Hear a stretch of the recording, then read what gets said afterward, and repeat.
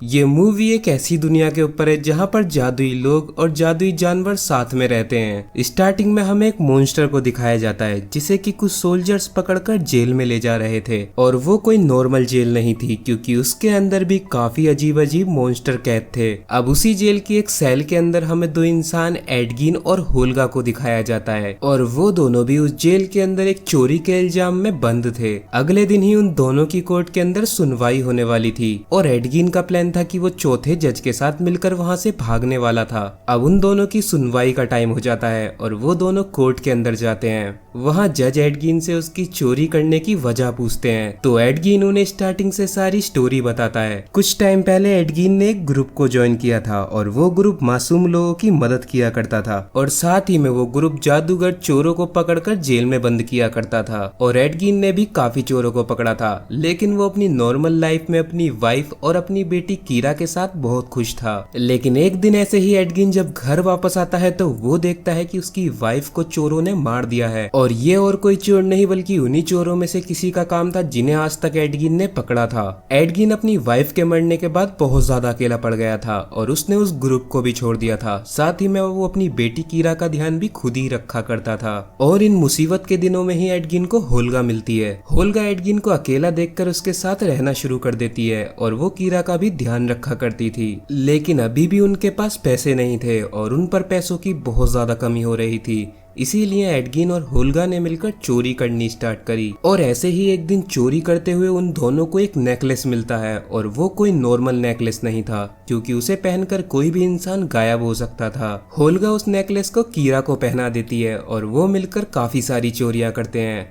और इसी दौरान उन्हें एक लड़का साइमन भी मिलता है, और वो एक जादूगर था। अब उनकी एक छोटी सी टीम बन चुकी थी जिसके साथ मिलकर वो चोरियां करते थे। लेकिन ऐसे ही उन्हें एक दिन एक जादूगर मिलता है जिसका नाम फज था। अब फज भी उनके साथ मिलकर चोरियां किया करता था, और ऐसे ही एक दिन फज उनको एक जादूगरनी सोफीना से मिलाता है। सोफीना उन सबको एक आइलैंड के बारे में बताती है जिस आइलैंड पर काफी सारी जादुई और एंटीक चीजें रखी हुई है। साथ ही में उस आइलैंड पर एक ऐसी चीज भी है जिससे कि किसी भी मरे हुए इंसान को जिंदा किया जा सकता है। लेकिन उस आइलैंड पर सिर्फ उसी ग्रुप के लोग जा सकते हैं जिसमें पहले एडगिन था। अब एडगिन भी लालच में आ चुका था क्योंकि उसे अपनी मरी हुई वाइफ को जिंदा करना था, इसीलिए उनके साथ उस आइलैंड पर जाने के लिए हाँ कर देता है। अगले दिन वो सब मिलकर आइलैंड पर जाते हैं और वो उसके अंदर घुस जाते हैं जहाँ पर बहुत ही पावरफुल और एंटीक जादुई चीजें रखी हुई थी, और वहाँ पर वो स्टोन भी रखी हुई थी जिससे कि मरे हुए लोगों को जिंदा किया जा सकता है। लेकिन इतने में ही वहाँ पर सोल्जर्स आ जाते हैं और वो एडगिन और होल्गा को पकड़ लेते हैं। एडगिन उस स्टोन को फज को दे देता है और वो उससे बोलता है कि कीरा का ध्यान रखना,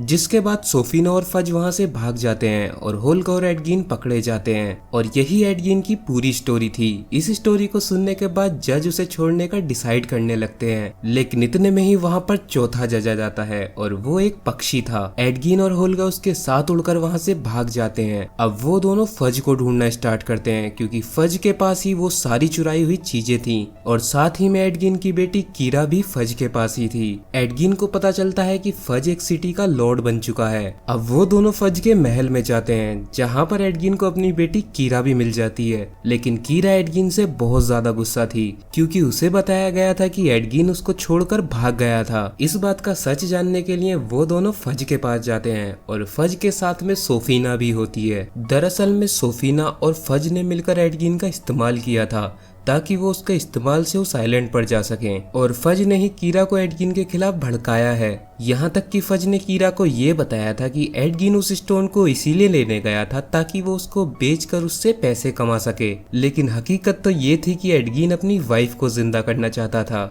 गुस्सा होकर कीरा वहाँ से चली जाती है और उसके जाते ही सोफीना उन दोनों को पकड़ लेती है और वो अपने सोल्जर्स को ऑर्डर देती है कि वो उन दोनों को मार डालें। अब वो सोल्जर्स उन्हें घेर लेते हैं, लेकिन वो दोनों लड़कर उन सोल्जर्स को ही मार डालते हैं। फज उन दोनों के वहाँ से भागते ही दोबारा से कीरा के पास पास जाता है और वो उसे भड़काने लगता है कि एडगिन उसको वहाँ से लिए बिना ही भाग गया। अब होल्गा और एडगिन को अपना पुराना पार्टनर साइमन भी मिल जाता है और वो दोनों साइमन को फज की सारी सच्चाई बता देते हैं कि किस तरीके से फज ने उनका इस्तेमाल किया था। साइमन उन दोनों को मिलवाने के लिए एक जादूगरनी डोरिक के पास लेकर जाता है और डोरिक एक ऐसी जादूगरनी थी जो कि किसी भी जानवर में अपना रूप बदल सकती थी और वो भी सोफीना और फज से बहुत ज्यादा परेशान थी, इसीलिए उनका साथ देने के लिए तैयार हो जाती है। अब डोरिक एक मधुमक्खी बनकर महल के अंदर जाती है ताकि वो फज और सोफीना पर नजर रख सके और वो देखती है कि वो दोनों कुछ बात कर रहे हैं। वो दोनों उन सारी जादुई चीजों के बारे में बात कर रहे होते हैं जो कि वो चुरा कर लेकर आए थे। सोफीना फज को बताती है कि वो सारी चीजें एक लॉकर के अंदर हैं और उन लॉकर पर उसने ऐसे मंत्रों से जादू किया है कि उन्हें कोई भी नहीं खोल सकता। लेकिन तभी सोफीना को एहसास हो जाता है कि उन पर कोई नजर रखे हुए है। डोरिक वहाँ से अलग अलग जानवरों का रूप बदलकर भागने लगती है और वो भागकर होल्गा और एडगिन के पास आती है। वो उन दोनों को उस लॉकर के बारे में बता देती है। साइमन उन्हें बताता है कि उस लॉकर को खोलने के लिए उन्हें एक जादुई हेलमेट चाहिए होगा और उसी हेलमेट को पहनकर वो उस लॉकर को खोल सकते हैं। उस हेलमेट के बारे में होल्गा को भी पता होता है क्योंकि वो जिस कबीले में रहा करती थी वहाँ के लोगों ने उस हेलमेट को बहुत ही सेफ जगह पर छुपाया हुआ है, लेकिन उस कबीले के सारे ही लोग मर चुके हैं। लेकिन फिर भी वो लोग जादू का इस्तेमाल कर मरे हुए लोगों से कुछ देर तक बात कर सकते हैं, जिसके बाद वो लोग मिलकर एक कब्रिस्तान में जाते हैं और वहाँ के एक मुर्दे को उठाकर उस हेलमेट के बारे में पूछते हैं। वो उन लोगों को बताता है कि उस हेलमेट को लेने के लिए बहुत पहले एक रेड विजर्ड नाम की जादूगरनी आई थी और उन कबीले वालों के ऊपर उसने ड्रैगन से हमला किया था, जिससे कि अधिकतर कबीले वाले मर चुके थे।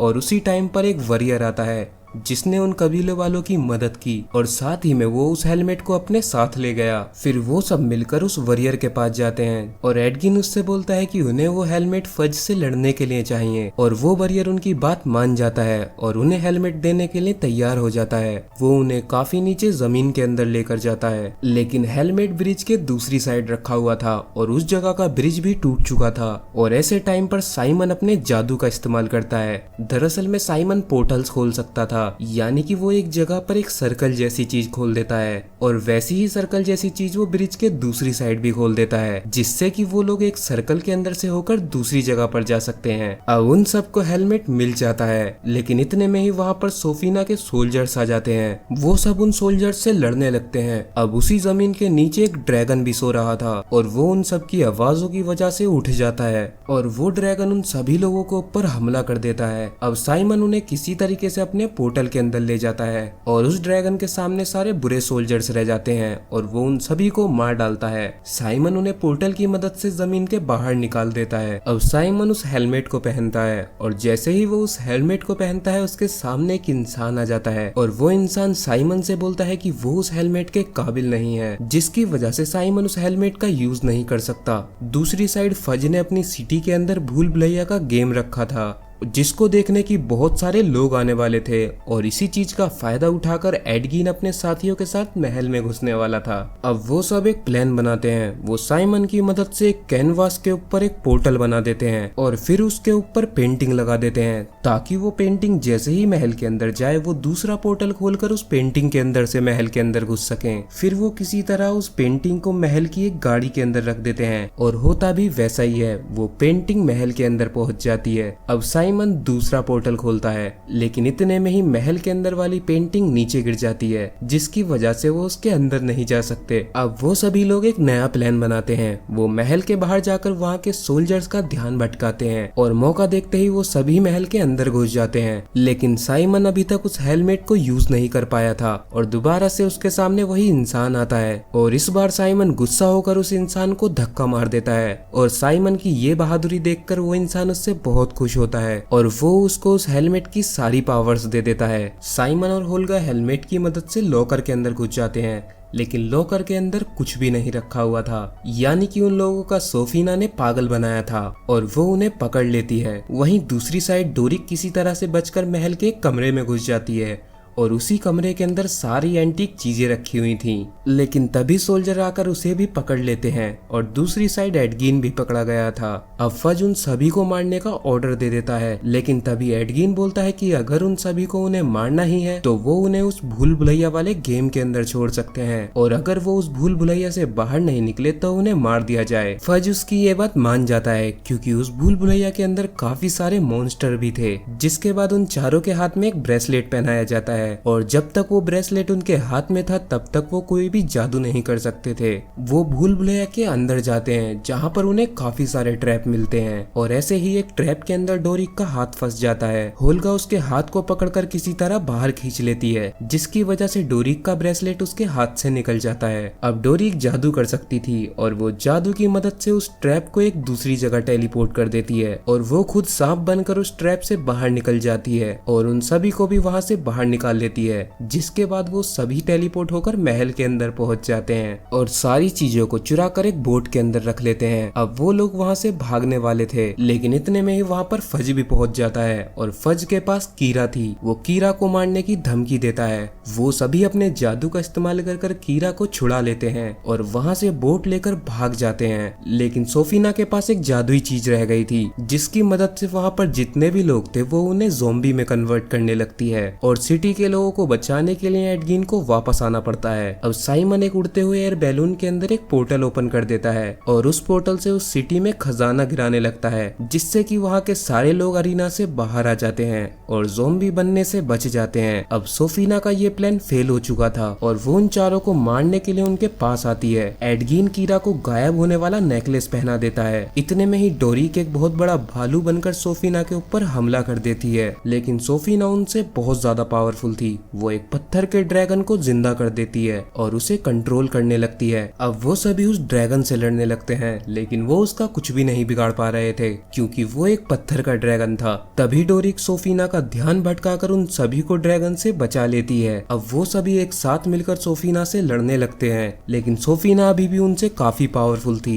लेकिन इतने में ही कीरा गायब होकर सोफीना के हाथ में वो ब्रेसलेट पहना देती है, जिससे कि उसके सारे जादू बंद हो जाते हैं, और इसी चीज का फायदा उठाकर डोरिक भालू में बदलकर उस पर हमला कर देती है और उसको मार डालती है। लेकिन इस लड़ाई में होल्गा बहुत ज्यादा जख्मी हो चुकी थी और वो मर जाती है। ये देखकर कीरा बहुत ज्यादा रोती है क्योंकि वो होल्गा से काफी अटैच थी, और इसी चीज को देखकर एडगिन अपना फैसला चेंज कर देता है। वो उस स्टोन की मदद से होल्गा को जिंदा कर देता है, और उस स्टोन को सिर्फ एक ही बार इस्तेमाल किया जा सकता था। अब वो लोग उस जगह के पहले के लॉर्ड के पास जाते हैं और वो उन्हें वहाँ का फिर से लॉर्ड बना देते हैं। वहाँ का लॉर्ड उन लोगों से काफी खुश होता है, और साथ ही में अब फज भी पकड़ा गया था। यहीं पर ये मूवी खत्म हो जाती है।